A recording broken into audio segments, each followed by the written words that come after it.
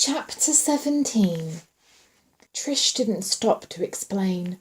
With a strangled cry, she shoved the girl aside and took off for the bookstore. Imogen! Not Imogen! There were people everywhere. Extra tables of special bargains had been set up outside every store, slowing pedestrian traffic to near standstill. And as Trish tried to shove her way through the crowds, it was all she could do to keep from knocking shoppers to the ground. As she spied the bookstore up ahead, she craned her neck, hoping to catch sight of Imogen. But there were too many bodies crushed together, too many lines, and she couldn't see a thing. She broke through the bottleneck of people at last and squeezed her way up to one of the counters, ignoring the angry looks from the other people in line. "Imogen," she said breathlessly. "Imogen Hanson." "I'll be glad to wait on you when I finish with these other customers first," the salesman said icily. Trish leaned forward over the counter and grabbed his arm. "No, you don't understand. It's an emergency. I need to see Imogen." Rolling his eyes, the clerk nodded and excused himself, working his way to the rear of the store. He opened the door of the office and poked his head in, and after a brief conversation with someone inside, he turned and shook his head at Trish. "Imogen's not here." "Well, where is she?" "How should I know?" he said grumpily. "Maybe she went on break." "This is really important. Don't you have any way of—" "Look, I have to finish with these people out here, or we're going to have a riot on our hands." He frowned at her and stalked back to the front. Trish stood there helplessly, not knowing what to do. Her first instinct was to go get Nita, but she didn't want to panic her friend. She looked desperately around the crowded store until she spotted another salesgirl shelving books on the far wall. "Excuse me," Trish ran up to her. "I've got to find Imogen Hanson. Do you know where she is?" The girl nodded and wiped a weary hand across her brow. "Can you believe this mess? Thank goodness I've got the rest of the weekend off." "Imogen," Trish prompted her. "It's important." "She's not here," the girl said. "She had to leave the store for a while, but she should be back in, 20 minutes or so." "Where'd she go?" Trish persisted. "I'm a good friend of hers. It's really an emergency." "Something about an invoice," the girl shrugged. "A mixed-up delivery of some kind." Trish stared at her, her mind reeling. "Someone called her from the loading dock and asked for Imogen, so I imagine that's where she is." "And you talked to this person?" She nodded. "Yeah, it wasn't the usual guy who always calls us about a mix-up, though. I'd never heard this guy's voice before. Hard to understand, like maybe he had a cold." "How long ago did she leave?" "Oh," the girl glanced at her watch and at the clock on the wall. "About 10 minutes ago, maybe. She had to go straighten out some problem about a wrong book shipment or something like that. Personally, I don't know what a book delivery is doing coming in here this late in the day, and especially at a crazy time like this. They could have at least waited until morning." "Thanks," Trish gasped. "Thanks a lot." There was no way she could go to Nita now. No way she could let her know what was happening. "Oh, Imogen, please, I hope I'm not too late." Trish made her way to the service elevator, praying that someone else would be going in her direction. The elevator came at once, but she was all alone, and reluctantly she pushed a button to go down. What was it about elevators that was so unsettling? She found herself wondering. Especially at night, especially when you're here all by yourself. Huddling back in the corner, she counted to herself as the floors went by. "Get out here on the basement level, but then I have to take the other elevator." She dreaded this part of the journey more than anything else, the scary freight elevator that would take her to the rest of the way down. For a moment she stood before it, gathering her courage. Then, swallowing her fear, she moved forward and peeked cautiously into the dim recesses of its interior. Empty. Slipping inside, she pushed the button, grimacing as the little door rattled sideways and shut her in. She tried to concentrate on what she would do once she reached the loading docks. Tried not to think about how frightened she was as the elevator began to lurch and sway its steep way into the bowels of the building. The whole car shook as if it were barely holding together. She found herself wondering just how old the cables were that supported it, just how sturdy the shivering walls and floor and ceiling, just how deep the shaft. She felt vulnerable, even thinking about it, and pressed herself back into the corner as the elevator shook and shimmied around her. She kept seeing Imogen's face, those round, wise eyes behind their glasses, and Trish bit her own lip to keep back tears. Just a few more floors and I'll be there. Just a few more floors and I'll be in solid ground, and Imogen will probably be waiting right outside the elevator, wondering why I came all this way just to find her. The elevator hit bottom with a dull thud, bouncing a few times as if it couldn't make up its mind to stop. Trish held her breath as the door jerked open and slid back with a rusty groan. The sound echoed on for several seconds, and then there was a silence. Trish hurried out, glancing nervously back over her shoulder, going deeper and deeper into the gloomy passageway that wound and twisted around the warehouse. Was anyone even still working down here tonight? She had no idea what kinds of hours the people at the docks kept. For all she knew, maybe the warehouse was locked up tight for the night. But Imogen probably wouldn't even be thinking about that. Trish worried. She'd have no reason to suspect a thing. Because she doesn't know what's going on. No one knows, only me. There wasn't a soul around. As Trish walked faster, the sound of her footsteps echoed eerily off the damp walls, filling the tunnel as if other footsteps were following. Or were those other footsteps real? Trish froze, her heart pounding. The footsteps stopped. She took a cautious step, another, then another. The only footsteps were her own. She didn't realise she'd been holding her breath until she let it out in a long sigh. She cast another nervous glance around and continued on. Ahead of her, the passageway suddenly curved off to the right. As Trish got near it, she began to slow down, then frowned and stopped. It was silly, she knew, but all at once she didn't want to go around that curve, didn't want to see what was on the other side. Panicking, she backed up a little, her mind in a spin. I have to go on. I have to find Imogen. And yet for just one split instant, she'd had the unmistakable feeling that she shouldn't go around that curve, that something was waiting for her on the other side of that wall.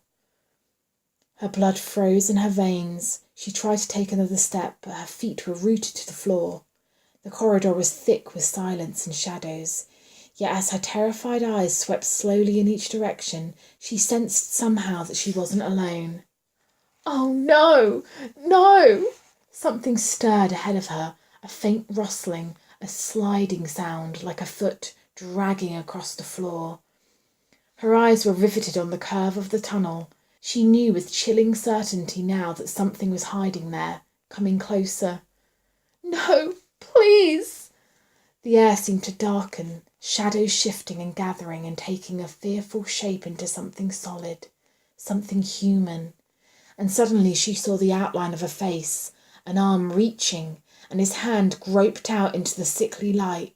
She saw the ice pick, the blood dripping thickly onto the floor. With a scream, Trish whirled and took off for the elevator. Chapter 18. He was behind her. She could hear him calling her name, his whisper, hoarse and loud as it echoed eerily off the walls. She could hear his feet stumbling and uneven, gaining on her, closer, closer. Ice pick, blood. Sickening, gruesome images pelted her brain, and she could hardly see where she was going. Someone hurt behind that wall. Someone dead. Oh, Imogen! Imogen! Sobbing, she wound through the tunnels, praying the elevator would still be there, knowing that everything in her life now depended on mere seconds of time. I've got to get help. Got to find someone. But who? Who can I tell? Who can I trust? It might be Nita next. If I tell, it might be Nita. For all she knew, Nita was already in danger. For all she knew, Nita's life could be at stake right at this very second. Oh, God, what am I going to do? When she saw the door yawning wide at the end of the hall, she fell inside and slammed herself in, but she could still hear him, his muffled, frantic cries over and over through the empty corridors, the beating of his fists as the elevator started up. She was shaking so badly, she could hardly stand. Her heart thudded in her chest and threatened to explode. As the elevator continued its slow climb, she had to force herself to move, to reach out for the controls. What if he's waiting for me out there when the doors open? What if he's waiting for me? She saw the numbers go by in the directory above the door. She saw her floor appear at last, and she breathed a sigh of relief. The elevator kept going. Puzzled, she hit the car station panel, but nothing happened. She banged on it with her fist and looked desperately around for an alarm button. She pressed the emergency stop, but the car kept going. Spotting a recessed telephone, she picked it up and began to yell for help. The line was silent. As the elevator kept going up, she could feel her fears rising with it, icy terror creeping over her body. What's happening with this thing? She beat again on the floor selector and screamed loudly. Her cries only echoed back, mocking her. And then, without warning, the elevator stopped. As Trish watched in terror, the door shuddered, began to slide open. No, no, stay away from me! She threw herself on the close button and pushed until her arms ached from the strain. No, no, please, no! She could see something trying to get in, something dark and shadowy trying to work its way into the narrow crack, and she pushed harder, sobbing under her breath. The door trembled again, once, then slid shut. He's out there. I know he's out there. Oh God, what'll I do? She started beating on the panel. Go, go, I can't stay here. I have to get out. Nothing happened. Trish stopped, stood there listening. She felt her knees give out and she slid down into a heap on the floor. The elevator started back down. It was nothing. Someone else just pushed the button on some other floor. Then they changed their mind, that's all. It was nothing, nothing. Her chest heaved convulsively, and as she watched the numbers go by, she realised that she'd passed her floor again. Jumping up, she reached out frantically for the buttons. The elevator jerked to a halt, throwing her back against the wall. D level, the floor that led to the loading docks, the level she'd just escaped from. She was terrified to open the door. She was terrified not to. She couldn't get out here. She couldn't take that chance of him being out there. The door started to open. Trish slammed her fists on the close button and waited. The door stopped, moved back again. There must be some stairs down here. Emergency stairs. If I could just get out and find the stairs and get back to the main floor. She had to do it. She had to get out of here. She couldn't stand being in here another minute.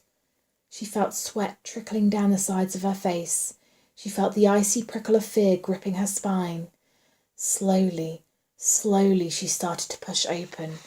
The elevator started moving. No, no, let me out of here! Screaming, Trish began to hit the panel once again.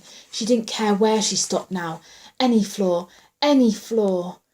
She just had to get out. She felt like the walls were closing in on her, swallowing her alive. She couldn't breathe, couldn't breathe.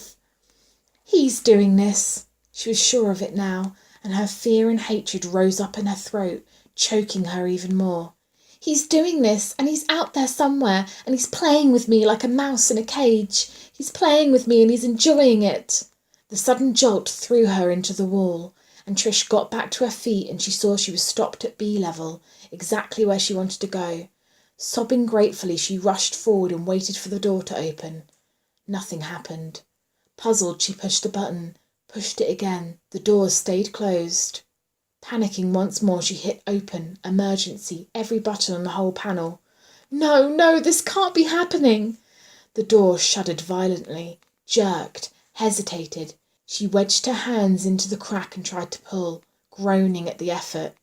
It opened a little farther, then seemed to stick. Damn, what is wrong with this stupid thing? Gritting her teeth, Trish put all her strength into yet another tug, but the door wouldn't budge. She was beside herself, frantic to escape. I have to get back to the mall, back to Nita, to find help, back with people where I can hide. She pounded on the door, kicking it, slamming it with her shoulder, till her body screamed in pain. I've got to get out. I've got to get out of here.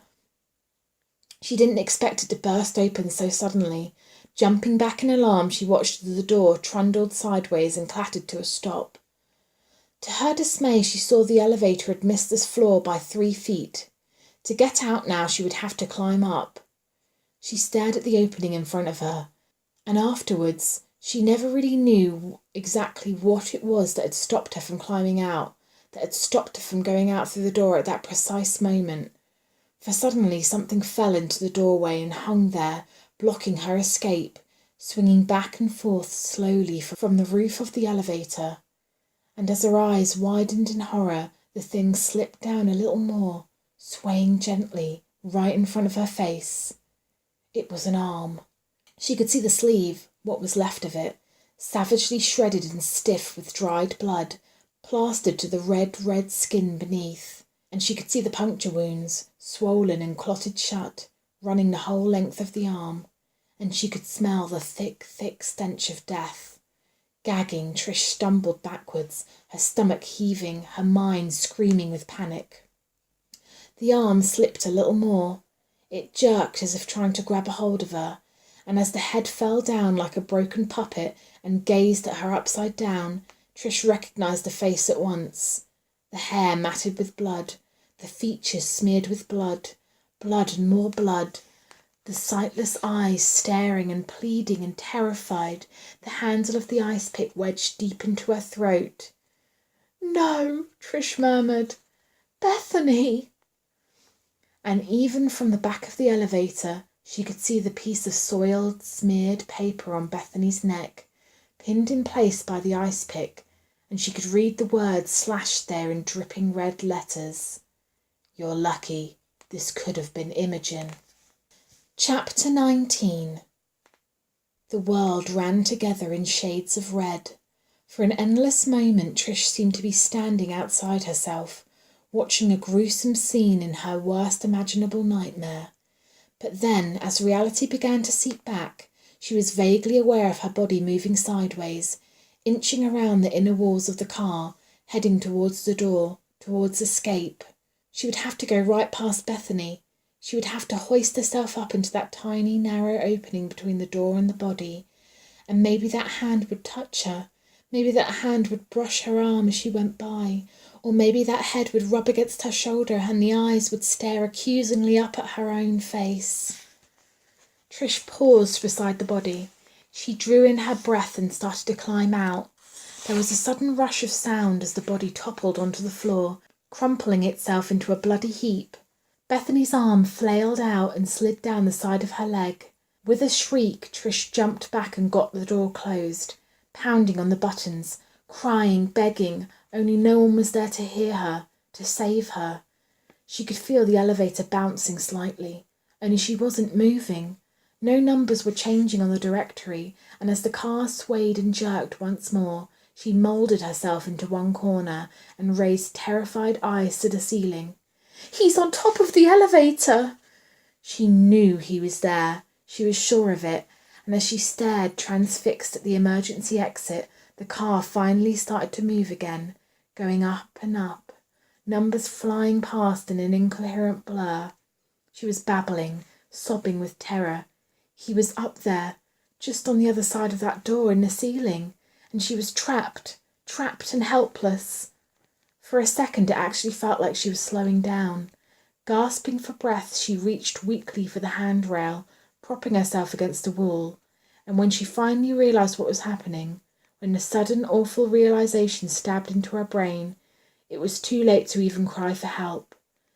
There was just that instant of hesitation, that fleeting instant of hope, and then the horrible rushing beneath her, around her. The vast, empty nothingness of plummeting down and down forever. In her last moments of consciousness, Trish knew the elevator was falling, and she felt sad somehow for the way she was going to die. Chapter 20. Death was a dream. Trish was only vaguely aware of the sensations as she drifted, close to waking, then lost again in deep sleep. Death was a warm, oblivious dream, and as she hovered once more on the very edge of light, she heard the soft sound of moaning, sensed pain and great danger, and tried to recoil again into her tight cocoon of darkness. "Help me," someone murmured, and then she realised it was her own voice she was hearing, her own weak voice calling out into the deep, empty silence. Groggily, Trish moved her head to the side, cried out in pain, then lay very still. She could see only darkness around her, and there was something hard beneath her cheek. She could feel her muscles straining, and suddenly realised that she was lying down and that her face was stuck to the floor. "What? Where?" She forced herself to move again, ignoring the dull, throbbing pain that rushed through her. Slowly her cheek pulled free, and she saw dim light, and 4 dark walls enclosing her. I'm in some sort of cage. No, I'm still inside the elevator. Confused and shaken, Trish stumbled to her feet and leaned heavily against a wall. She could see a number illuminated in the directory above the door.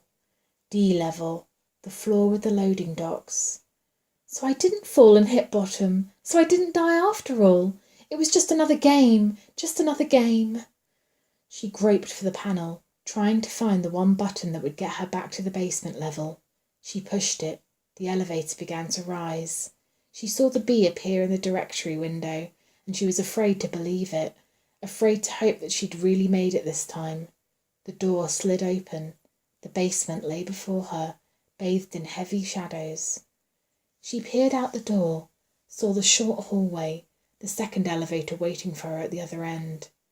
She walked out and heard the door shut behind her.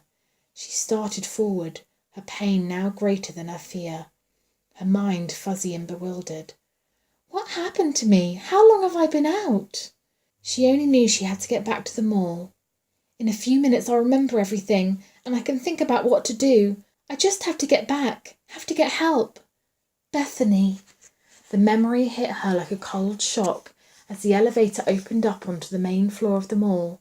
Trish stood there and stared. The mall was empty. The corridors were dimmed. The shop fronts were closed and dark. I must be locked in. For one long moment Trish stood there, her mind a blank. On every side of her, hallways and corridors stretched endlessly into nothingness. Above her, each new level seemed to hang, dreamlike and suspended, like the painted backdrop to a ghostly play. It was so quiet, so unnaturally still. Everything seemed frozen, as if somehow, while she'd been away, time had stopped, and all the people in the world had simply vanished. Trish turned, slowly, taking a long, careful look around her. I'll just let myself out somewhere. If the alarm goes off, I'll just... What? Immediately she was filled with a cold sense of dread. What could she do? Tell the police she'd gotten sick and fainted? Gotten locked in? They'd want to know how, and then she'd look suspicious, like a shoplifter who'd lost her nerve and gotten caught. Tell them about Bethany? Tell them she'd accidentally gotten locked in with a dead girl? But of course he would have moved her by now. Of course the body would have conveniently disappeared, just like that other one. They'd never believe her. She'd be in more trouble than she'd ever been in her whole life. But how could it get any worse, really? There's a murderer after me, after my friends. How could it possibly get any worse? Slowly she started walking. This was no accident that she was locked in here, that she'd been imprisoned in that elevator until after closing time. Tonight we'll finally be together, forever. She heard his whisper again in her mind, in the quick, fearful beating of her heart. But it was only in my mind. Or did it come from that doorway there, or that window over there, or... Trish began to run. She stumbled down the nearest corridor and threw herself against the exit doors, beating on them, pounding the glass with her fists. Let me out! Trish screamed. Please, someone, let me out of here! The doors were locked. She couldn't get them open. She turned and put her back against them, facing the empty hallway like a trapped animal. Please, Trish whispered. Oh, please, I've got to get away. Awkwardly, she retraced her steps, then turned down another wing of the mall. At the end of the hallway, she could see the parking lot stretching out beyond the doors. Freedom, so close yet so impossibly far away.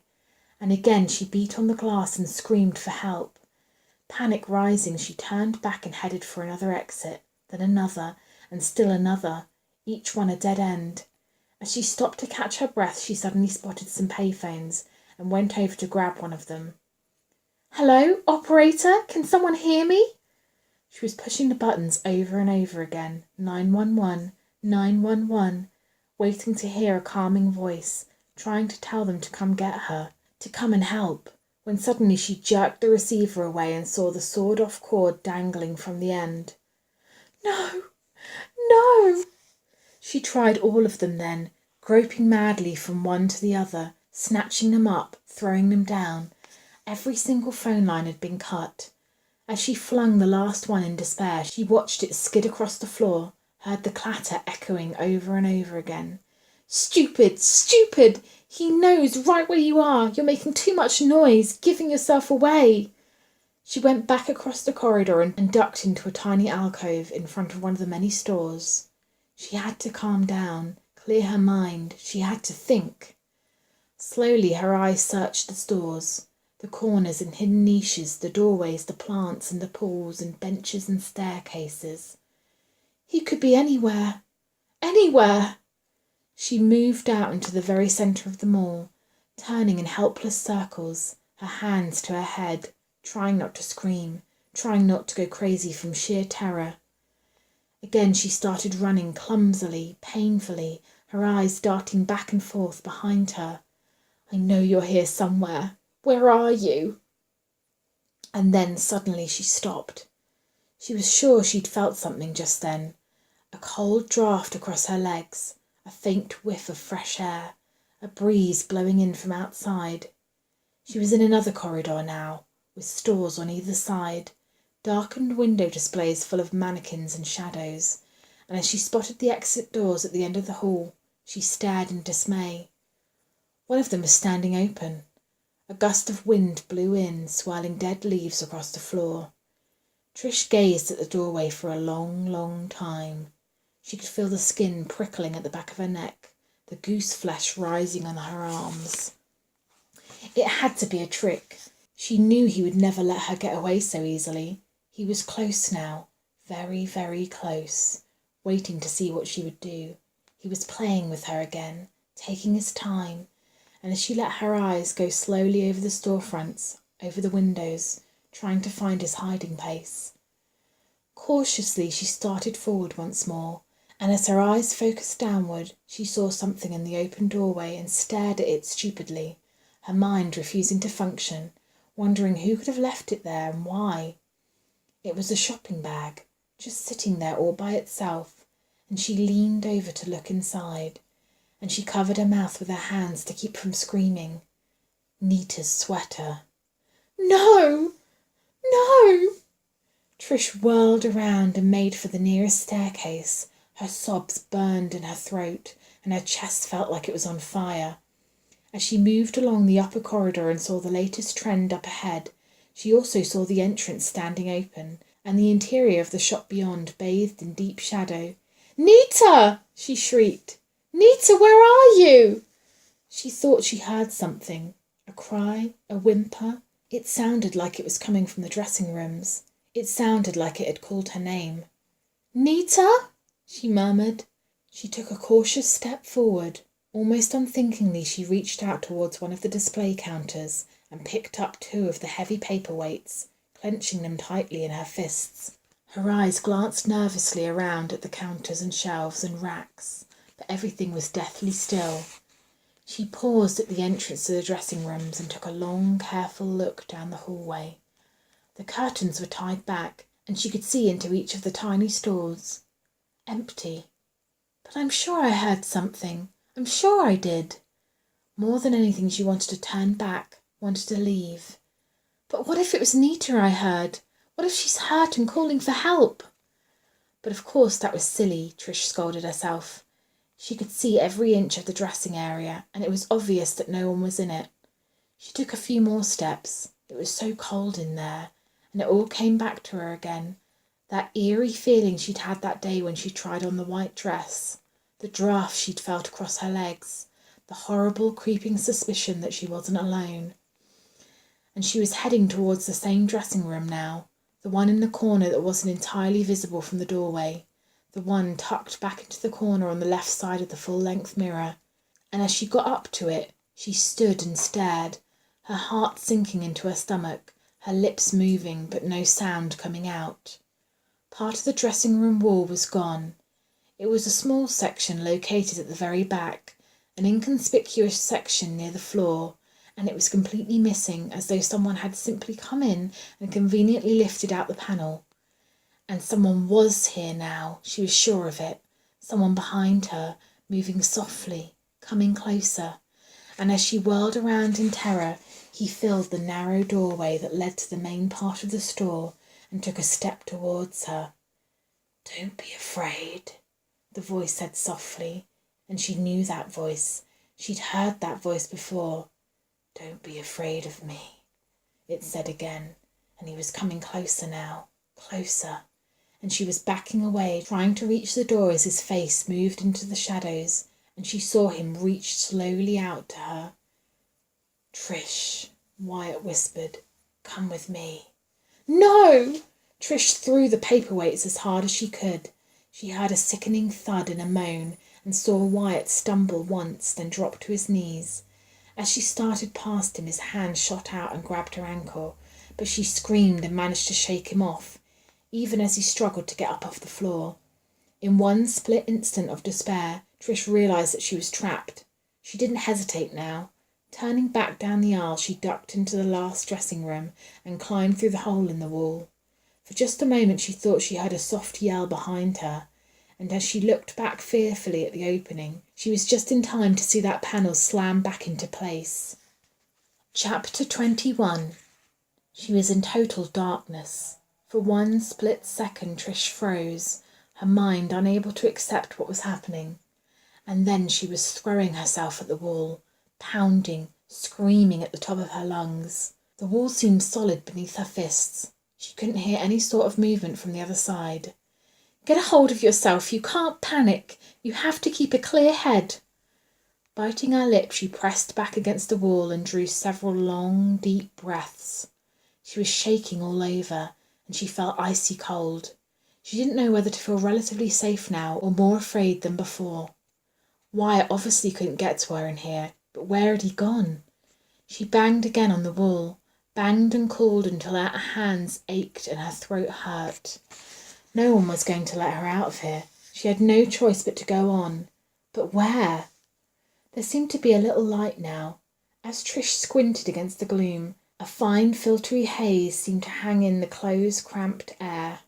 Cautiously she moved forward, holding her hands out in front of her. It was impossible to stand up in here. She tried squatting on her heels and moving forward that way, but it was too uncomfortable. Finally she resorted to her hands and knees and began to crawl. The passage turned almost at once, so sharply that she bumped into the wall, and as she followed it around a corner, it suddenly grew in height so that she was able to stand again. It was only temporary relief, a niche no bigger than a closet, as she paused to examine it. She was suddenly amazed to see a window reaching nearly from floor to ceiling. She peered at it closely and felt her breath catch in her throat. She could see the hallway of the dressing area, the fitting rooms on either side. "I'm behind the mirror! This is a two-way mirror!" Instantly her cheeks flamed, remembering her eerie feeling of being watched that day. So that's what he meant about seeing her in and out of the white dress. He'd been watching her the whole time. She couldn't stand to think about it. She turned her head and went on. Again the passageway shrank, so she was forced to her knees once more. She had no sense of distance or time in this dark place.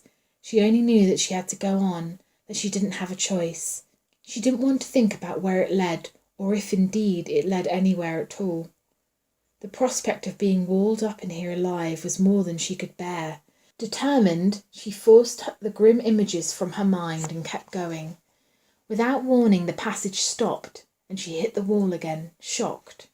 She reached out and ran her hands across the splintery wood. She thought she could feel a tiny hole in near the middle, and as she worked her finger inside and pulled, almost immediately a door popped open, and she thrust her arm across the threshold, terrified that there would be nothing beyond but air. A stairway. Trembling with relief, Trish worked her body sideways until she could feel the steps beneath her feet. The ceiling was a little higher here, and she started down, careful to keep her head low. The stairs seemed to go down and down forever. Once she stopped to catch her breath, but the horrible thoughts tried to crowd back into her mind, so she pushed them away and kept going. This has to go somewhere. Please, somewhere. She'd never gone down so many steps before. Her legs were aching, threatened to give out on her. She stopped, then stopped again, to rub her cramped muscles, then forced herself to keep going. It couldn't go on forever, or could it? Finally, as her foot swung down towards another step, it hit ground level. Caught off guard, Trish stumbled and caught herself against a wall. Another dead end. Again she explored the wooden surface with her hands. Again she discovered a knothole that turned out to be a door handle. Holding her breath, she tugged the door open. A tunnel. As Trish stood and stared, she saw a dimly lit tunnel winding off ahead of her, and hazy darkness beyond. Steeling herself, she began to follow it, cringing away from the thick clots of spiderwebs that swung down from the low ceiling. The floor seemed to be made of packed earth, and it was slick in places where water had seeped through. She could see thick patches of slime on the stone walls. She wondered how long she'd been following this maze, how long it had been since she'd left the mall to hunt for Imogen. When will someone miss me? I wonder where Nita and Imogen are. She wanted to cry, but she didn't. She wanted to scream and run and shriek with terror, but she made herself keep going because she knew she didn't have any other choice. And when it seemed that she'd been walking miles upon miles, and she finally spotted the door at the end of the tunnel, strangely enough she felt nothing at all, only viewed it as another cruel joke that would lead her absolutely nowhere. It was a massive door, heavy and of solid wood, and she didn't have to search for a way to open it. The huge iron bolt slid quite easily in her hand, and as Trish took a hold of the latch, the door swung outward with a low, rusty groan. To her surprise, she came face to face with another door. There was no bolt on this one, just a tiny window carved into the top half, lined with metal bars. Pausing a moment, she glanced behind her, and for one quick second she suddenly wanted to turn around and run back the way she'd come, run fast and far away from whatever was waiting for her on the other side of the door. Slowly she stood on tiptoe, her fingers curling around the bars on the window. There was a brief glimpse of darkness, shadows pulsing up stone walls. Yet before she could make out anything else, she felt the door move beneath her weight. Jumping back, she watched fearfully as the door opened inward, as the room beyond slipped into shadowy view, and her eyes slowly began to adjust to the gloom. Her lips parted in a soundless cry, and she reached out to steady herself from the threshold. At first it seemed the room was full of clouds. They were hanging everywhere from the low stone ceiling, on the slick stone walls, swagged from corner to corner, layer upon layer of filmy whiteness swaying slightly from the breath of some damp, invisible breeze. As Trish stared at them, she suddenly noticed dark blotches scuttling from one gauzy drapery to another, and she realised with a shudder that they were actually cobwebs infested with huge spiders. She drew back to rub the goosebumps from her arms, and as she did so, one of the spiders dropped from overhead onto her shoulder. Screaming, Trish hit it onto the floor and tried to jump away, immediately entangling herself into more of the sticky webs. Gasping for air, she fought to peel the sticky threads from her face, her neck, her hair, but the more she struggled, the more they wound around her, like wrappings around a mummy. To her horror, she felt spiders running across her scalp, the scurry of tiny legs across her cheeks, down her throat, and she screamed and screamed, at last twisting herself free and falling onto the damp floor. Sobbing, she reached out a hand to push herself up, and felt her fingers close around someone's foot. Trish screamed again and scrambled backwards, her eyes lifting in terror to the figure towering above. And her eyes focused on the face, the head with no hair, the painted eyes, the arm held stiffly aloft. She froze upon her knees and wondered if she had truly lost her mind. A mannequin. It was a mannequin standing there, staring off into nothingness. And yet it wasn't alone. As Trish turned her head, a slow, cold numbness crept over her. The room was full of mannequins, some male, some female, in various stages of dress and undress, some without limbs, without hair, some without heads, some clustered in groups as if they'd been interrupted from a private conversation at her intrusion, while others stood all by themselves and watched their comrades, the walls, her. Swallowing hard, Trish sat back on her heels, her brain trying to function, to take it all in. The room was throbbing with shadows, The frozen faces of the mannequins flickered in and out of the light, and the walls seemed to pulse with life of their own. As Trish's eyes went dazedly over to the life-size dolls, the cobwebs, the shadows, she saw that the room went even further back, way beyond where any reflection could reach. Slowly she got up and walked to the edge of the light. It was as if certain rooms were defined by specific shadows, and where this room ended, another began, in a different sort of light, calmer and dimmer. Trish could see candles burning atop a long wooden table, the sturdy wooden chairs placed around. To her amazement, she saw plates and platters of food arranged there, goblets of wine, a 3-tiered wedding cake. Oh no, no! She moved back further into the chamber and saw a wooden cupboard, a washstand with a basement, and an old-fashioned pitcher, a hand-carved cradle, a huge wooden bed with white canopy and snowy bed curtains. Mesmerised, she turned and looked back, held for a moment by a roomful of lifeless stairs. She moved forward slowly, her hand extended, touching the table, the chairs, seeing but not believing, here yet strangely not here. And then she saw it, draped carefully over the covers of the bed. The white dress she'd put on in front of the mirror. Gasping, she whirled around, but she was too late. A tall, dark figure blocked her path, and the candles guttered wildly and threatened to go out. "Trish," he whispered lovingly, "I knew you'd come." Chapter 22. "What have you done with Nita and Imogen?" she asked. And it was funny. She thought from somewhere deep, deep in her consciousness. Now that she was finally here, now that the inevitable had finally happened, it was more like a dream than real, as if some other power within her was keeping her on her feet, making her talk, holding her together. "My friends," she said as she tried to keep her voice from shaking. But she knew he could hear it, knew he could see her trembling. "What have you done with them?" Ah, yes, Nita and Imogen.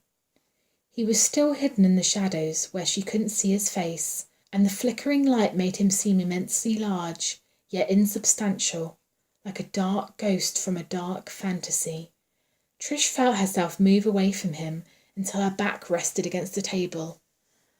"I found Nita's sweater by the door," Trish choked out. "And that phone call wasn't from Imogen. It was you." "And you passed both tests beautifully," he said softly. "Just as I knew you would." What do you mean?" "Freedom from yourself, or help for your friends." He sighed as if slightly in awe of her decision. "No matter. Both of them are quite safe.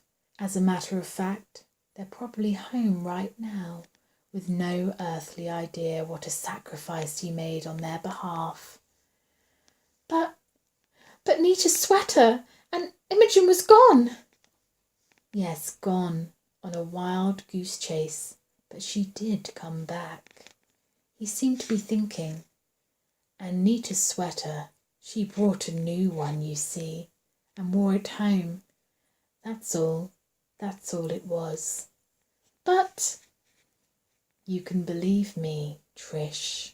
I saw her trying it on myself. She stood in front of the mirror, and she looked just lovely in it, but not as lovely as you. And then she simply left the old sweater at the store by mistake. I'll make sure she finds it when she comes back to work." Trish's knees felt weak. She sagged backwards then, stiffened again as she saw him move. "But let's not talk about Nita and Imogen," he murmured. "Let's talk about you, about us." "Wyatt," she begged, "please." And the whole time he was talking to her, she kept thinking how different his voice sounded when he was whispering like that. So different from the way he talked when he was bussing tables, when they'd eaten at the deli that night. And not just his voice, but everything about him was so different. "Wyatt," she said again, and he began to laugh, a slow, deep laugh that sent shivers up her spine. "No, Trish, guess again. And don't confuse me with someone who has so little. class. It offends me. He seemed to shift his position, and for one panicky moment Trish couldn't distinguish him from the shadows. What have I done? What did I do to Wyatt? What was he doing in the store? She began inching sideways along the table, trying to put distance between them. She heard him chuckle again. It won't do you any good. You can't run away from me here. And why would you?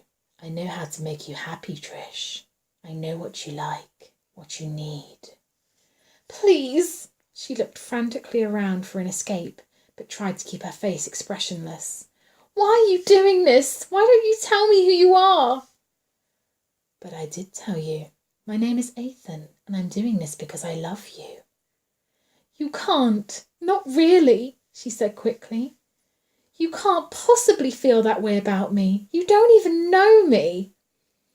But I do know you. I've watched you for a long, long time, while you work with your friends in the parking lot in the library. No, she whispered, don't. I've watched you go to school and go home. I've watched you in the hospital and in the mirror. Stop, Trish cried. Please, let me go, please. And that night in the woods, at that cabin, your face in the moonlight. Stop it! From the first moment I ever saw you, I knew you were the one I'd been waiting for, the one I wanted to share my world with. He stepped forward, his silhouette hovering at the very edge of the darkness. She could see his arms lift as if embracing all the shadows in the room. This is my world, Trish. I've created it with my own hands. No one is allowed here without my consent. No one is allowed to come, and no one is allowed to leave. He turned abruptly, walking away from her, weaving in and out slowly between the mannequins. Whatever I've needed, I've simply taken from above, from stores, from delivery trucks. He sounded amused. Even from careless shoppers. There's no trick to it, really. This whole mall belongs to me. No one knows it like I do. I've lived here such a long, long time. I know every inch of it, above and below. I let them come, you know. I don't like intruders, but I let them come above, to walk, to stare, to spend their silly money. But down here, his tone sounded dreamy. Down here, it's my domain. Down here, I am king. For a moment, Trish thought he'd forgotten her. She glanced around wildly, but the only escape seemed to be through the door she'd come in by. He paused as if thinking, then stared back at her again. My world has been a world nearly complete unto itself, do you see? Again he gestured, his hands ghostly shadows against shadows. The only thing missing was you. Trish felt her body go cold. She reached the edge of the table, and now she eased around to the other side. I've waited for you my whole life, he murmured. Your beauty, your sweetness. He took a long, shaky breath. Your love. No, Trish whispered. No one could love you as I do. And now I can show you just how much. Now we have forever for me to show you just how much I can love you.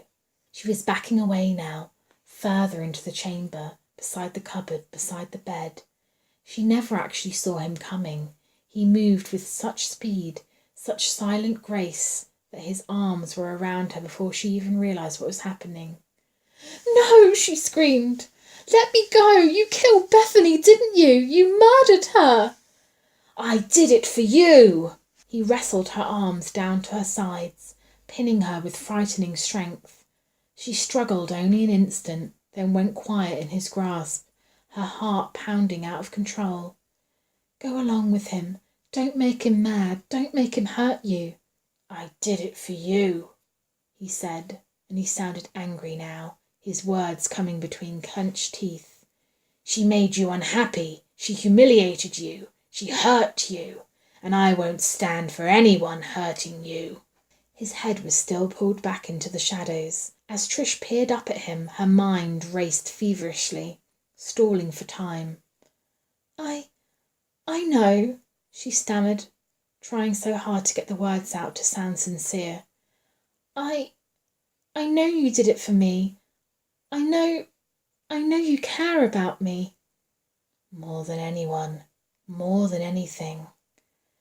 "And I know you want me all to yourself, that you only want me to be happy." He was nodding. She could feel his body giving a little, his grip on her arms relaxing. "So why don't you let me see you?" she coaxed. "Now that I'm here, why don't you let me see your face?" He was silent for so long, and she was afraid she'd made him angry.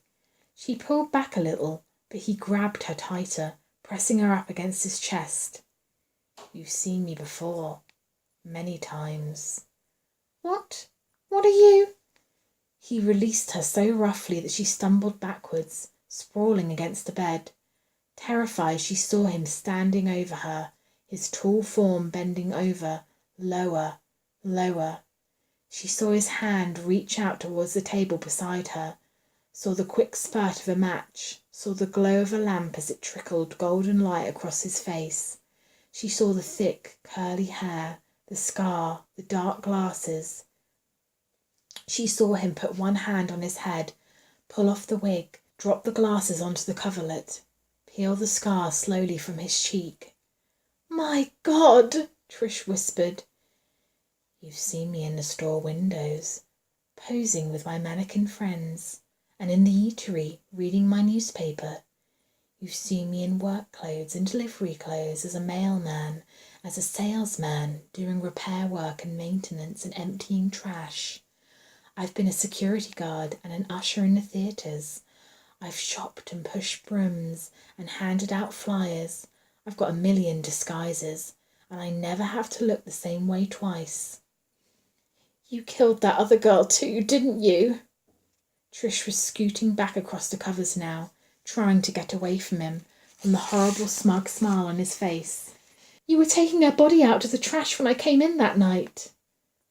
"That was unfortunate," he sighed, his expression annoyed. "Frida got too curious. She found that secret panel in the latest trend. I had no choice. She would have told someone. They would have started looking around down there. I couldn't have intruders ruining our lives." She was shaking her head, still edging away from him, trying to get to the other side of the bed. "I could have taken you that night," he mused, thinking back, shaking his head slowly. "In fact, I almost did. But don't you see, I wasn't quite ready yet, and you were distraught, and I wanted everything to be perfect. Perfect for you. The wedding feast." He waved his hand towards the table, towards the elegant array of food. "The wedding dress." He reached out and ran one hand slowly down her arm, her hip, over the smooth white counterpane. "The wedding bed." "No," Trish whispered. "Please." "Put this on," he said, and he snatched the dress roughly from the bed, throwing it onto her lap. "Tonight is our marriage ceremony. I want you in this." And she was crying now, tears streaming down her cheeks, and impulsively she reached out to him, pleading, Roger, don't!" But he grabbed her and shook her, and his green eyes were wild with rage. "I'm not Roger," he shouted. "I'm Ethan." His voice shook, faltered. He pushed her away and turned towards the wall. "You know what it means, don't you?" he mumbled. Yet he sounded as though he were talking to himself, as if he suddenly forgot she was even there. "You know what Ethan means." Trish could hardly speak. She was so scared. I don't." "Immortality," he whispered. He looked back over his shoulder, his eyes narrowed, a dark smile playing over his lips. "Immortality," he said again. "My wedding gift to you." Chapter 23. "There," he pointed, and as Trish followed the direction of his arm, she saw a screen hidden in a dark corner. "You can change over there." She felt dizzy and strangely faint. She could see his shadow pulsing upon the wall. She could still hear him speaking, yet he sounded miles away.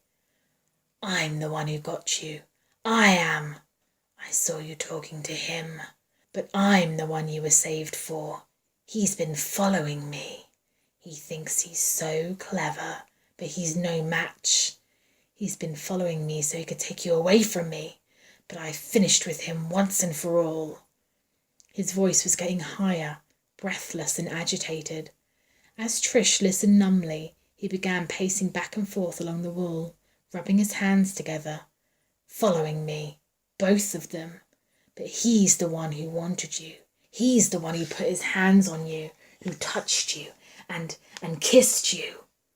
He broke off abruptly, his body quivering with deep, ragged breaths. "He will never touch you again. He will never be forgiven. I'm the only God in this world." Trish heard her voice, scarcely a whisper.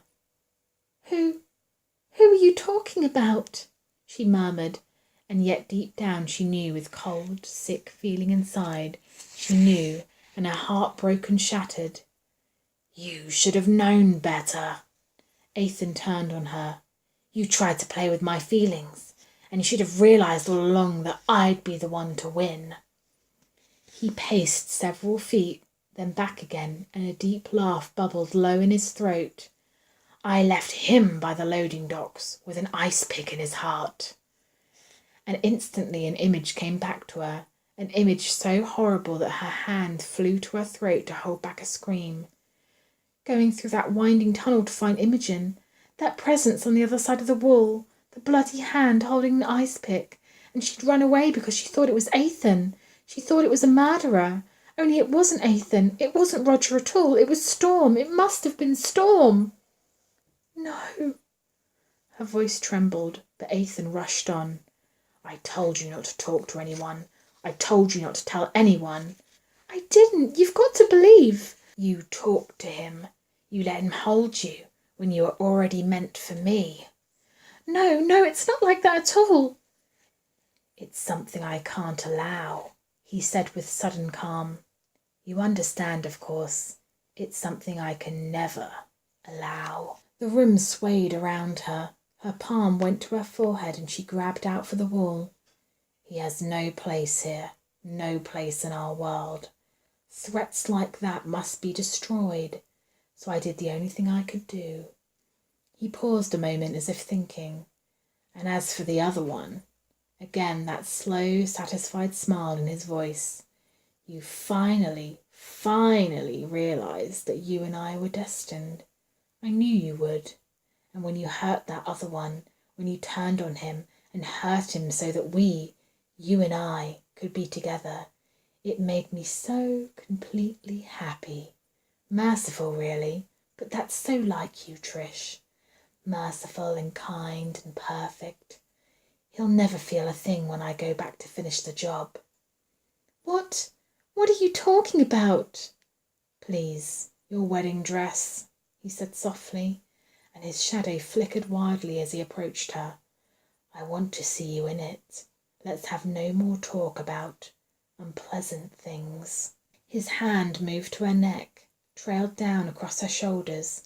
She lowered her head and tried hard not to cringe. "I respect your shyness," he said softly, giving a deep bow. "And I even find it quite charming. Things will be different when you've had time to get to know me." For several moments he stood there, his brows drawn together thoughtfully. Then he leaned across the bed and pinned her with his eyes. "But right now I must attend to this business. I trust you'll be less shy when I come back again." Somehow she managed to nod. As his eyes raked over her body, she gave a shiver and forced herself to look back at him. And then he was going out the door, and she heard the horrible grating of metal and realised that he'd locked her in. Her head fell forward, and hysterical sobs rose in her throat. She choked them back down and flattened herself against the wall, her eyes frantically sweeping the chamber, the ceiling, even the floor. I've got to get out of here. I can't be here when he gets back. Storm's face, the strength of him, the warmth of him as he pressed her close. Trish covered her face with her hands and gave in to total despair. Why didn't I trust him? Where is he? If he dies, it's all my fault. And Wyatt, is that where Roger's going now? To finish him off? I have to think of something. She stumbled to her feet, putting out her hands, feeling her way around the bed. Her head was so light she could hardly stand up. She could hardly see where she was going. The room flickered around her, confusing her, tricking her. She could feel the mannequins watching her, their painted eyes following her as she tried to walk. Help me, somebody! Spiderwebs floated out to her, plastering themselves to her face, moulding themselves over her mouth so she couldn't scream. It seemed to take hours to get to the door. She wrapped her hands around the latch and pulled. She could feel her strength giving out. The handle was the only thing holding her up. Maybe he didn't really go away. Maybe he's really hiding just on the other side, waiting to see what I'll do. And when he hears me trying to escape, he'll be so furious. The thought sobered her at once, and she sagged against the door, gasping for breath. She beat weakly against the heavy wood, then looked wildly around for a weapon, something, anything. How long would it take before he came back again? And what frame of mind would he be in? She felt his hands again on her shoulders, and she shuddered violently and felt sick. I'll die before I let him touch me. I'll kill myself. The table. With a surge of hope, she went back to the dinner table, fumbling through the table settings, searching for a knife. There wasn't one. Frantically, she searched everywhere. No carving knife, no corkscrew, not even a fork. Damn him! She dropped into a chair and eyed the wedding feast with pure contempt. Apparently he'd thought of everything, even her desperate measures to get away. A wine goblet. Hurriedly, she curled her fingers around one of the crystal stems. She gritted her teeth and prepared to hit the glass against the edge of the table. And then she heard someone at the door. Trish's heart leapt into her throat, and she jumped up, cowering behind the table. The goblet was forgotten, her eyes wide and focused on the other side of the room. She saw the latch quiver slightly, as if from the touch of a stealthy hand. The door began to move. It hesitated, then came open with an eerie groan. "Trish!" came the urgent whisper. "Trish, are you in here?" And she was inching out from behind a table, drifting between the cobwebs, terrified, hopeful, as the shadow moved cautiously out of the darkness and came towards her. "Trish, God, look at this place. Are you okay?" And she could see his face now. In the half light, a shiny trail of blood down one cheek, and the gun pointed upwards at his shoulder. "Wyatt," she mumbled, "is that you? Come on, hurry." She was almost to him when the door suddenly creaked and something scraped outside. "Put out the lights," he hissed, and she hesitated. She saw the gun move, waving her into action. "The lights, do it!" He was a blur, rushing along the walls, and she began to run too, blowing out the lamp beside the bed, dousing the candles on the table. The room grew fainter around her, mannequins fading one by one into nothingness, and as her terrified eyes sought the last spark of light and saw it die, the room plunged into sudden blackness, worse than any night. Trish couldn't see her hand in front of her face, frozen in an endless empty void. She was terrified to move, to reach out, to breathe. "Where?" she began, but the door groaned slowly on its hinges, echoing on and on and on. She felt the dank, cold draught swirling the spiderwebs around her head, and she knew that Ethan had come back for her. Chapter 24. Trish expected any second to be snatched from the darkness. What she didn't expect was the sudden thud of bodies colliding and rolling over the floor, the groans, the shouts, a sharp outcry of pain. "Police!" Wyatt shouted. "Freeze, damn it! Police!" Without any warning, a gun went off, explosions echoing back and back and back through endless caverns of night. Trish screamed and covered her ears. "I'm a cop!" Wyatt yelled. "Freeze!" "Let go!" a second voice answered back. "It's me, you idiot!" The scuffing stopped as Trish huddled in her pocket of darkness, and she heard a moan, and then Wyatt's voice, tense and angry. "Where the hell have you been anyway?" "Was that my gun or yours?" the other voice groaned. "I think it was mine. Are you okay?" "Are you?" "No, I think I just shot myself." "Shot yourself?" "Relax, it's just a scratch." "Way to go, Wyatt." And Trish recognised that other voice, weak and breathless as it was. "Come on," Storm mumbled. "We've got to get out of here." "Well, Christ, you're bleeding all over the place." "Are you sure that's not you? Where's Trish?" At last something stirred within her, allowing her to move. She called out, her voice trembling in terror and in relief. "I'm here. I'm all right." She heard Wyatt curse under his breath, and then there was a slow, sliding sound, as if one of them had dragged the other to his feet. "Come on," Wyatt hissed. "Trish, come on." "I can't see you," she called back fearfully. "I can't see a thing." "You got a light?" Wyatt mumbled. There was a moment of silence, then he swore again. "Follow my voice, Trish. Just keep following my voice." Yet, even as Trish took a cautious step, her heart was suddenly gripped with wild, uncontrollable terror, and she froze again in her tracks. The blackness sucked her in, holding her, pinning her, and the breeze was cold, cold against the floor, stirring old, forgotten smells of mildew and rot. And something else, something... "I can't," she whispered back, and she could feel her spine tingling with absolute terror. Danger, danger! And the hair lifted at the back of her neck, and her heart fluttered like a dying bird, caught in her throat. "Trish!" "I can't!" she screamed. "You have to!" Wyatt shouted back. "Trish, come on!" She forced herself forward, plunging through the darkness, sweeping the emptiness with her hands, the spiderwebs gagging her, the uneven floor slippery beneath her feet. "You're doing fine," Storm gasped. "Keep coming. We're right here, right?"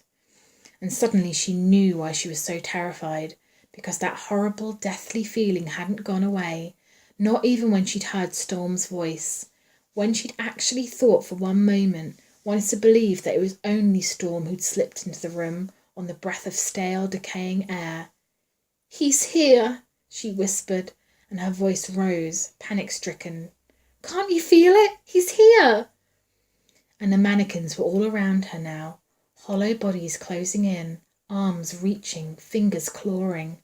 Her frenzied hands slipped over mocking smiles, staring eyes, stiff human corpses touching her, holding her. "Don't move," Wyatt ordered calmly. "Stay right where you are. Trish, don't make any noise." She froze. The pounding of her heart was like a drum in her head. Fear coursed behind her eyes in endless rushing waves.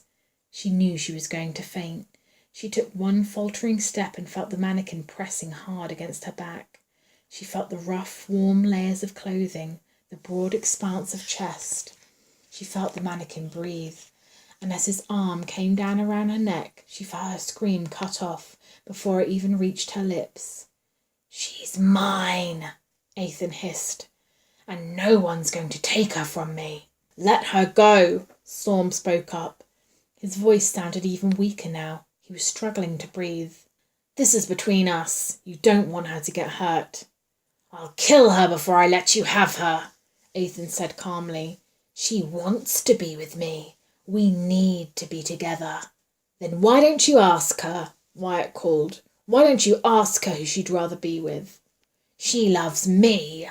I'm the only one in her life. This is our world. You can't come in here. I won't let you spoil everything. Do you hear me?" Trish's heart nearly stopped as she felt an icy sting against her cheek. The metal point went slowly down the side of her face, down along her neck, her shoulder. She could feel the ice pick poised right over her heart. "You ask her!" Ethan's voice was outraged, and his hold tightened around her throat. "You ask her how serious I am. She'll tell you how much I love her. She'll tell you what I'll do to make sure we stay together." "He's right!" Trish twisted her head, managed somehow to choke out the words. "He'll kill me no matter what you do. It won't make any difference about me now. He means what he said." "Let her go!" Wyatt growled. The tip of the ice pick punctured her blouse and Trish whimpered. Never, Ethan hissed. Tonight is our wedding night. Tonight will go as planned. Trish gagged as he squeezed on her neck. She heard a confused rush of sound near the hallway and a low chuckle from Ethan's throat. Congratulate us, he whispered hoarsely. We're going to say our vows. His grip tightened again, and gasping for breath, Trish felt him pull her backwards, dragging her across the floor. As she bumped and slid against him, she could feel her skirt twisting in the struggle, winding around her legs, and something scraping her, digging into her thigh as she fought to get free. And as it hit her in that split second what she was going to do, she closed her eyes and prayed before she could lose her nerve. Wyatt! She screamed. As her free hand jerked the flashlight from her skirt and aimed the tiny pinprick of light upwards, she twisted sideways, straining against Ethan's arm. She felt the last grip of air cutting off her windpipe, the fuzzy downward spiral as the blackness faded to nothing.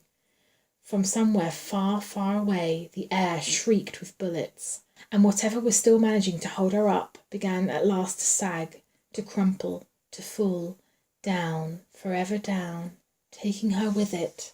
Chapter 25. Something was on her mouth. As Trish's eyes fluttered open, she felt something soft and insistent pressing against her lips, and as her eyes widened in confusion, she saw the darkness draw back, leaving a pair of steady brown eyes in its place. Yeah, Wyatt grinned. You're okay. What? Trish tried to sit up, and Wyatt slid an arm beneath her shoulders, propping her against him. Mouth to mouth, Storm groaned. You're supposed to be reviving her. That's all you're supposed to be doing. She's fine, which is more than I can say for you. Wyatt glanced down at his arm and grimaced. Or, actually, for me. Storm groaned again as Trish's eyes slowly adjusted to the light. She looked wildly around the gloomy interior of Ethan's room. Off to her right, an indistinct shape lay prone on the floor. Instantly she felt a hand slide firmly under her chin and force her head around. He's dead, Wyatt said matter-of-factly. You don't want to see. But how? If it hadn't been for that flashlight, Storm mumbled weakly. If it hadn't been for your quick thinking. Quick thinking, Wyatt snorted. What about my quick shooting? Yeah, about as quick as a slug, Storm sighed. How many times did you have to shoot before you finally hit him? So I didn't get it on the first try. Big deal. Wyatt shrugged and patted Trish on the shoulder. You okay? I think so. Storm. She crawled over to where he was lying, where Wyatt had propped him up against the wall and covered him with blankets. There was blood on the floor and his face was ghostly pale. Oh, Storm! It's okay, he managed a feeble smile. It's probably not as bad as it looks. I don't understand. None of this is making sense. We've had our eye on old Roger here for a long time. Wyatt sighed, positioning himself next to Storm, leaning against the wall. Things around them all disappearing. People around them all disappearing. Except we just never could quite figure out how he was doing it. And you two are policemen? Trish stared at both of them in amazement. Undercover, Storm nodded, looking a little ashamed of his ruse. And we've had our eyes on you for a long time too. Sorry to disappoint you, Wyatt added. But you're not the first love of his life Roger's fixated on. Other girls have disappeared through the years.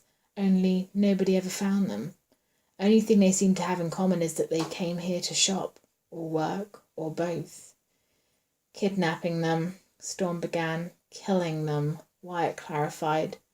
Whatever, Storm finished. Seems to satisfy him for a while. Months, seasons, but it doesn't last, and then he has to find someone else. The Moor wanted to keep quiet. Wyatt looked down at his gun and laid it to the side. Bad publicity, plus the fact that no one could ever prove a damn thing. How old are you anyway? Trish was still staring at Storm, who managed a weak smile. Older than I look, he said. Much older than he looks, Wyatt said. We've got to get him out of here. Trish turned anxiously to Wyatt. He's lost so much blood. Well, excuse me. I'll just give him a pint or two of mine, Wyatt said dryly. He shifted uncomfortably and Trish saw the blood-soaked rag tied around his arm. Oh, Wyatt, I'm so sorry. Help's on the way. Wyatt waved a hand at her. Hey, I radioed on my way down, don't worry. We suspected he'd target you or one of your friends, Storm went on, as Trish moved closer to him. We started noticing him, or should I say, one of the characters he played, in the eatery, and then Nita's store got hit. And that girl disappeared, Wyatt broke in. So we watched you three, followed you, even checked out your cars after you got here and before you went home. You were breaking into my car that night, she turned to Wyatt accusingly. I broke into your car lots of times. He sounded bored. But he didn't find that tape until after you got to work this morning. Storm shifted, gritting his teeth. Or, now is it yesterday morning? What a time is it anyway? Wyatt looked down at his wrist and shrugged. Forgot my watch. Oh well. Then how did you finally know it was me he was after? Trish wanted to know. We were watching you the night you went out to check your car, Storm said, almost guiltily. So he saw when you got that call in the parking lot. Except then we weren't exactly sure what was going on, how Roger was going to play it this time. Yeah, Wyatt nodded. We knew you were pretty upset about something. We figured he was just getting lonely again. And then you had that accident on the escalator, Storm went on. I kept trying to get you to admit to me that you'd been running from something. I kept thinking if you just confided me, we'd be able to do something. But you were a jerk about it, Wyatt sighed. You wouldn't say a word. I couldn't, Trish protested. He said he'd hurt my friends. I told you that's what the reason probably was. Wyatt glanced over at Storm. Didn't I tell you that's what the reason it probably was? And then that night at the cabin, I was still trying to get you to open up to me, Storm began, but Wyatt started laughing. And that was the absolutely stupidest story I've ever heard in my life. That whole thing about the crazy lady, where the hell did you come up with that? Trish looked from one to the other, her mind spinning. Wait a minute, so you followed us there? Sure, Wyatt said. And that's why you were outside Nita's house that night? Great detective, Storm mumbled. So good at being inconspicuous. Well, I found that tape this morning, didn't I? Wyatt defended himself. Yeah, finally. Not that you had to unravel any great clues. The stupid thing was lying right there in the front seat. Don't talk, Trish ordered him. Then after thinking a moment, she added, So you knew something was going to happen tonight? They both nodded and she looked at them in dismay. We were trying to watch all of you and Nita and Imogen. So when I saw Imogen running off to the loading docks, I followed her, Storm admitted. And then I saw her come back again, but not you. Wyatt frowned at Storm. Yeah, well, thanks a lot for coming to rescue me, Storm muttered. Hell, I didn't even hear the guy coming. He slipped up behind me in the hall and yanked me back into the utility closet and... He winced, gently fingering his rib cage. If someone hadn't been coming down the tunnel when they did, I wouldn't have had a chance. I guess it distracted him. I threw off his aim. He got out there pretty fast, and the next thing I knew, you were down here. I didn't know that was you, Trish said miserably. I was coming around the curve in the tunnel, and I thought you were the murderer. While I was trying to warn you, Storm broke in. Not so easy since I could hardly even stand up. I just got so scared I ran off and left you there. I know, Storm nodded, then managed to smile as if the whole thing amused him. Thanks a lot. Don't talk. Trish put a hand over his mouth, smiling back. You need to save your strength. Wyatt picked up the story. And in the meantime, I couldn't find anybody anywhere until I saw Trish in the mall again. At that time, everything was closed down, and I've been looking in every hall and tunnel and stairway I could find. We knew some of the tunnels, Storm added, but not all of them. We never dreamed there were so many. This place is like a honeycomb with all the stuff underneath them all. When I saw you, you were going into Nita's store, Wyatt told Trish, so I ran upstairs to try and get you out. And I hit him with a paperweight, Trish admitted, much to Storm's amusement. You are a big help, aren't you? He teased. Well, it couldn't have hurt him much if you got him in the head. Wyatt grimaced and gingerly fingered the knot on his scalp through his hair. I don't think I was ever completely out, just dazed. I had these weird feelings of things going on, except I couldn't figure them out. Then you didn't hurt him, Storm said empathetically. He's like that normally. Wyatt gave him a sarcastic look and continued the story. Our friend here was in a big hurry to get you all to himself, so I think he was going to come back and finish me off afterwards." "But how did you know where I was?" Trish frowned. She tucked the blanket higher around Storm's shoulders, and Wyatt cleared his throat loudly. "I saw him closing up the wall, putting that panel back in, so I pretended to be unconscious and I waited till he'd left, and then I followed you. I figured wherever you ended up, that's where I'd find him." "So I was bait!" Trish burst out indignantly. "Well," Wyatt looked deadpan. "Sure, what do you think?" "Not bait," Storm sighed, giving Wyatt a reproachful look. "He was trying to protect you in his own misguided way." He paused to take several deep breaths, then proceeded more cautiously. "We never knew there had to be more than one route to wherever Roger was hiding, but he always just disappeared too fast, or managed to lose us in the mall whenever we tried to tail him." "So he must have known you were after him," she concluded. "He told me that you weren't what you seemed to be." "Oh, he knew all right," Wyatt nodded. "And he also knew Storm was his #1 rival." Trish blushed as Wyatt grinned at her. "But I know," she nodded wisely. "It was just another police tactic, right? Using me as bait again?" "No," Storm said softly.